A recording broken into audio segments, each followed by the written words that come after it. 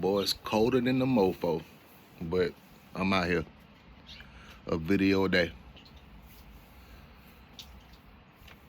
Blending families when it comes to being a military spouse. This video is tailored towards spouses, but anybody can talk about this because I know this is a hot topic that's never going to go away. If you've been in the Army as long as I've been in, or military in general, blending families are a thing, right? Paint out the scenario. You and your old lady, or you and your old man, you get married.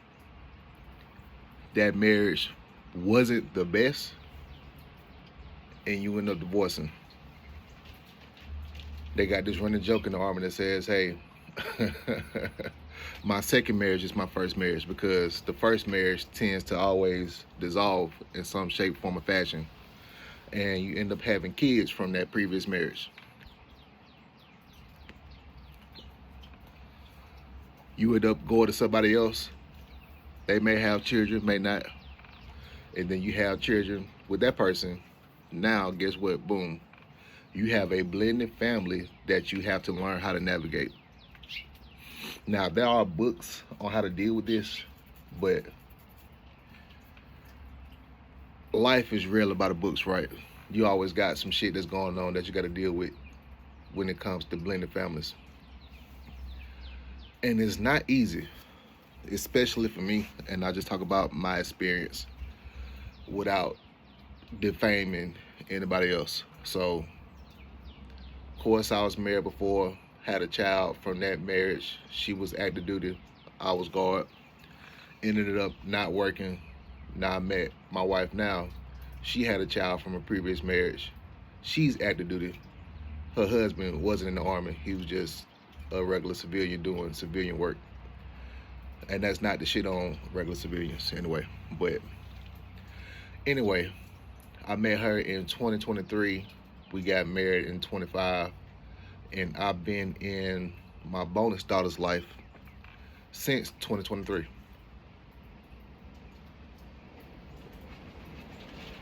She calls me dad. I didn't ask her to call me dad. And I really treat her the same way that I treat my bio daughter.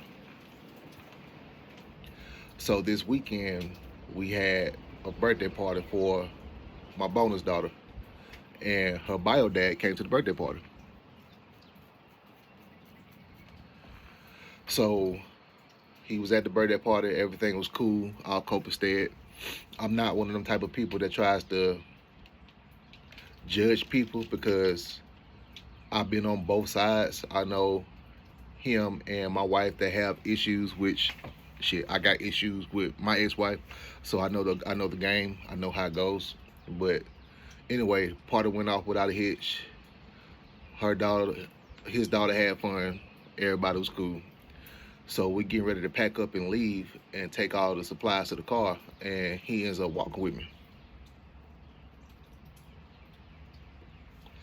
And one thing that stood out to me,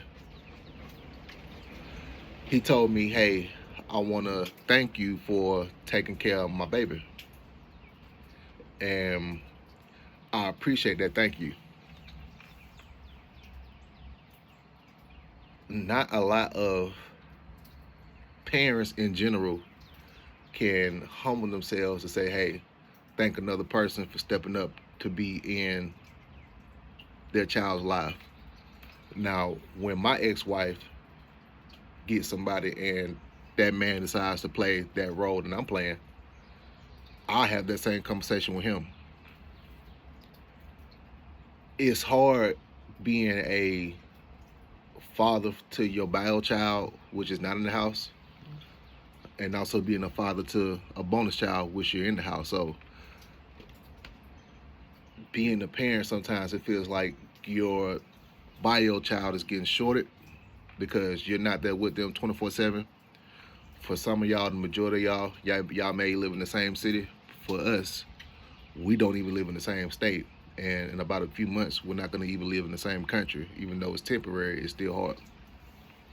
So sometimes you may feel like your child is not getting that full benefit. Yeah, you get weekends and you get summers and stuff like that, but it's still ain't the same as being in the house with your child all the time.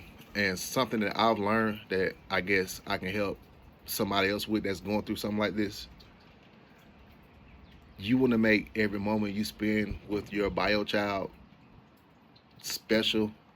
Don't become a Disneyland parent, but make sure that every moment you spend with that child is meaningful and special to you and to them. Because I'm gonna tell you right now, they're not gonna care about it right now. They're not. Something I do every time I get it for the summer or in the extended trip, or even in the weekend, which I'm about to start doing, I take pictures and I get those pictures printed, and then I ship those pictures to her. That way she'll have documentation of, hey, here's what we did, here's what was going on. These kids in Roblox, when they grow up, I don't know if they're gonna be on Facebook like that, but something that I took from the old school is something that I go back to, and I believe it's something they'll go back to.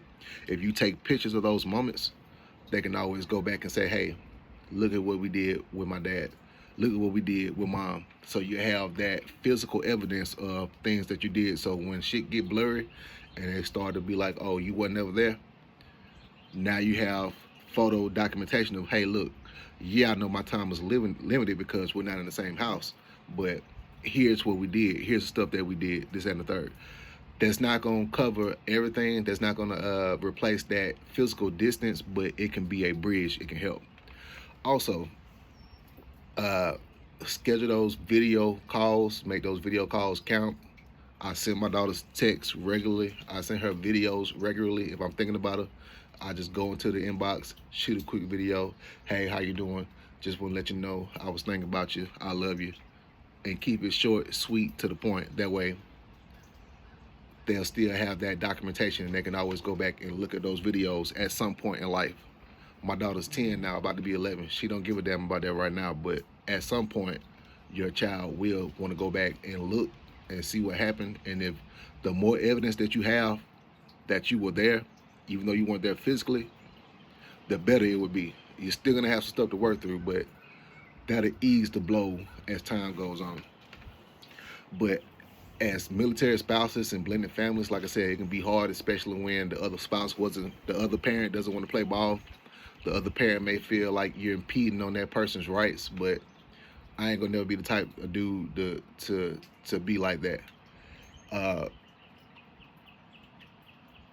I welcome the opportunity for my ex-wife to have a man in her life that treats my daughter the same way that I treat my wife's kid. I would love that because kids need father figures, whether it's from the actual father or somebody that's like in the father role. Even with moms, even if it's not the moms, you gotta come off your pedestal and you have to let other people love on your kids. That's going to happen when two people break up and then they split ways and then they start other families. They're going to introduce them into those other families. You wouldn't like it if your ex-husband got with somebody else that had kids, or got with somebody else, had kids, and excluded your child from them. You wouldn't like that. That wouldn't be cool. You have a very big problem with that. So you shouldn't want to do that to anybody else. You shouldn't want to deny your child the opportunity to have an extended family, to have a real blended family. And like I said, blended families are hard to do anyway, but when you add the extra layer of being in the military, so you know there's going to be a point to where you guys aren't going to be close because they're going to get stationed somewhere. You're going to have to go with them. It's always going to be a back and forth until the child gets of age and decides, hey, I want to come live with you, etc., etc. There's always going to be that level of distance. But to kind of close the gap on that distance, make those special moments, take pictures, print those pictures out. I send stuff to my daughter's school all the time. I'm in contact with the teachers all the time, having parent-teacher meetings, seeing what's going on. Even though I'm not there physically, I still try to be there as emotionally as I can. And that's another thing I want to touch on, emotional support. A lot of children have parents in the house to where, yeah, you're in the house with them every day, but you're not present. You're not you're not emotionally present. I know a lot of kids that dealt with that, and they deal with that in adulthood. Yeah, dad or yeah, mom, you were there, but you were in your own world. You were in your phone. You were doing other stuff. You didn't really care what I had going on in my life. I'm out as the parent that's not in the house. You're already at a disadvantage because you're not there. But what you can have a great advantage of is maximizing the time that you do have and using technology, using this phone, using whatever means that you can to stay connected. We see it today with Roblox. My daughter got friends. She made friends with people that are all over the states or whatnot. They hardly see each other, but they talk constantly. So they have these online friends. That's a new phenomenon that we've seen with Roblox. Even gaming. Dudes play games all the time. Play 2K, play Call of Duty, whatever. You play it with another dude that you never met, but y'all buddies. But y'all stay on other sides of the country, other sides of the world. But you didn't let that distance deter that connection. Yeah, physical proximity matters, but technology allows us to bridge that gap when we cannot be there physically. So you have to use this tech to your advantage. So I'm glad for tech. I'm glad for the new technology. That way we can stay in touch with our kids and do things with our kids, play online games with our kids, be in virtual realities with our kids when we're not there physically. So I think that helps a lot in the long run. But like I said, don't nothing replace being able to just walk up to your child and get that hug and get that kiss or just hold hands. Nothing would ever replace that. But this is a good bridge in the meantime until you guys can be together again. And that's, I guess, is one of the final things I want to talk on as far as military spouses and parents and blended families. Never stop trying. We know shit can get real ugly in the courts.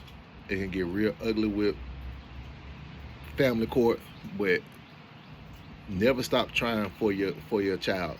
You never want your child to feel like you just gave up on them and you abandoned them. And that's one thing that I deal with. I'm scared to death that my child's gonna say one day that, hey, you chose a marriage over me, which it wasn't the point. Me and her mom decided not to be together anymore. Well, she decided not to be with me, but that's another story. The marriage dissolved, people moved on, and this is a process that a lot of people don't want to talk about. You have to deal with the ramifications of that as a child, and they didn't ask for that, but that's the way the cookie crumbles when it comes to divorced kids. My parents, they've been together since I was born, and they're still together now. So I never experienced that, but it's crazy that I never experienced that, but now here I am. My child has experienced that. Now she's a product of a divorce. I ended up getting remarried, and now I'm bringing her into this new family, this new blended situation, and I always let her know that, hey, you are not second place. You are a part of me. And that's another thing. Never let your child feel like she's just the other kid. Always keep them included in whatever that you do when y'all are together. And I go out of my way to do that. I literally go out of my way to make sure that my child is included with everything that we do together as a family, because guess what? This is a family now. When she goes back to her mom, whatever her mom do, that's their thing. But when you're in my house, when you're in our house, you're a part of this family, and we're gonna do everything together as a family, and I'm gonna make sure that you feel included. It's a very big thing to do. You think it don't matter now, but trust me, it's gonna matter later on when that child grows up, and they're gonna feel like, oh, you treated the other kids better than me, or this, that, and the third. I never try to do that. And if I do, then I correct the behavior. And listen to your child. Yeah, listen to them. You may feel like you're doing everything correct, but that's from your point of view. Your child has their own point of view, and they may see stuff totally different. Make sure that you listen to your kids, especially when you're going through a kid that's a product of divorce, or a kid that's a product of a military spouse, where you have that automatic separation where you may be in another state, forget another city or another country, which we're about to experience. But those are my little tidbits of information that I got for y'all today, man. I know it's hard with spouses and blended families, but we just got to stay the course, man. And like I said, I appreciate my wife's ex-husband for letting me know, hey, I appreciate what you've done. And like I told him, I try to treat her the same way that I treat my daughter. That's all it is. Just keep it fair amongst the board, and everything will be all right. Other than that, I'll holler at y'all.